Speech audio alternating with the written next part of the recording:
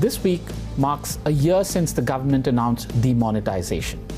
In an interview to me, former Prime Minister Dr. Manmohan Singh speaks about the impact of demonetisation on the broader economy and the challenges facing the nation as we look forward.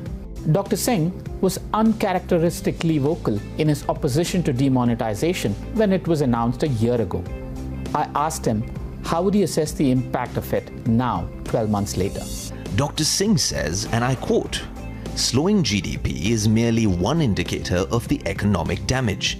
Its impact on the weaker sections of our society and business is far more damaging than any economic indicator can reveal. One immediate manifestation of the damage has been on jobs. 3/4 of non-agriculture employment in our country is in the small and medium enterprises sector. This sector has been hit the hardest due to demonetisation. Therefore, jobs have been lost and new jobs are not being created. I also worry about the longer-term impact of demonetisation. Headline GDP may well start to show an improvement after the recent lows, but rising inequality has been a constant threat to our nature of economic development. Demonetisation may exacerbate such inequalities, which can be harder to rectify in the future." The government has subsequently come out with other objectives for demonetisation, such as a cashless economy or a digital economy. I asked him, how important are these as economic priorities for our nation? In reply, Dr. Singh says, quote, "Objectives such as a less cash or digital economy are laudable pursuits. But we also need to get our economic priorities right. It is unclear that these goals of cashless economy will indeed help small enterprises become larger and achieve scale efficiencies. That should be our priority. These small and medium enterprises are the backbone of India's economy and labour markets. It is unwise to sabotage this sector in some rhetorical pursuit of a digital economy. Any behavioral change cannot be coerced or forced. It has to be nudged and incentivized, as behavioral economists have found. Digital or cashless economy is a mere post facto justification for what was fundamentally a flawed economic policy."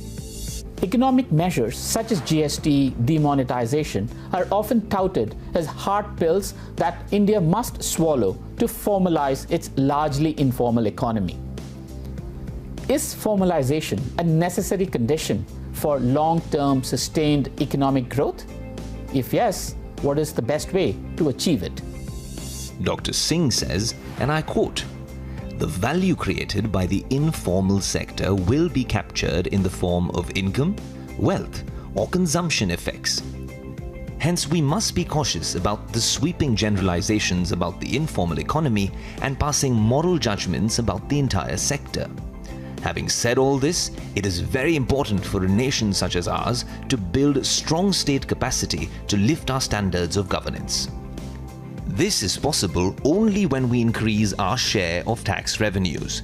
If formalization of the informal sector means a widening of the tax base, it should be welcomed. But the means is as important as the ends." Dr. Singh spoke about the importance of institutions. He is also a former RBI governor. I asked him about the impact of demonetisation on institutions of policy making and governance in the country. On this, he says, quote, "The Reserve Bank of India was bypassed and overshadowed in one of independent India's most significant monetary policy decisions. This is a cause for concern. I am not for a moment implying complicity of the RBI, and I am very sure that the RBI did not have a choice. I am equally confident that the governor of the RBI will strive to regain credibility and independence of the institution. But I am very concerned about the creeping culture of erosion of institutions in other spheres." Dr. Manmohan Singh famously warned that demonetisation could derail economic growth by 2 percentage points. I asked him if he feels vindicated now. "This is not about vindication," says Dr. Singh. He adds, and I quote, "In fact, I strongly feel the time for politicking over demonetisation is over. It is time the Prime Minister graciously acknowledges the blunder and seeks support from all to rebuild our economy. There comes certain moments in a democracy's history when economics should take precedence over politics. It is one such moment now in India.